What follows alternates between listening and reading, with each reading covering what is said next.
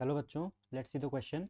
Question says explain anhydrous calcium sulfate which is known as anhydrite cannot be used as plaster of Paris.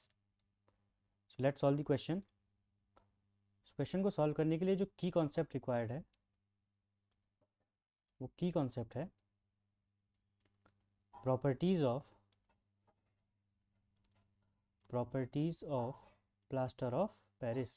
Plaster of Paris को हम short में POP लिखते हैं. तो देखिए, plaster of Paris होता है calcium sulphate CaSO4 dot half H2O. Calcium sulphate hemihydrate को प्लास्टर ऑफ पेरिस कहा जाता है. तो इस प्लास्टर ऑफ पेरिस के अंदर जब हम वाटर मिक्स करते हैं तो ये चेंज होता है CaSO4 डॉट 2H2O में, और यहाँ पे इसकी बनती है ऑर्थोरोम्बिक फॉर्म.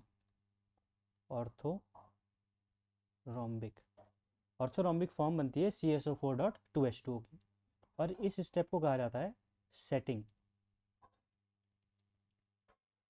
उसके बाद ये जो ऑर्थोरोम्बिक फॉर्म है ये चेंज होती है monoclinic form of CaSO4 dot 2H2O.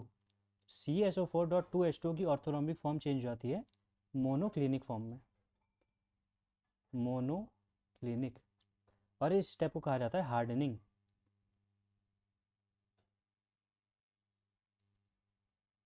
This step is hardening.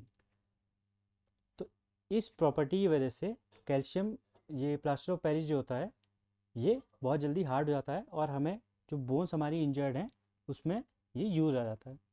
लेकिन जो एनहाइड्रस कैल्शियम सल्फेट है जिसको एनहाइड्राइट कहा जाता है, it is CaSO4. CaSO4 has no setting property.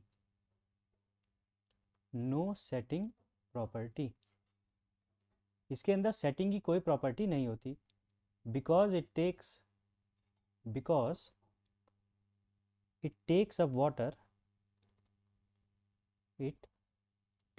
Up water very slowly.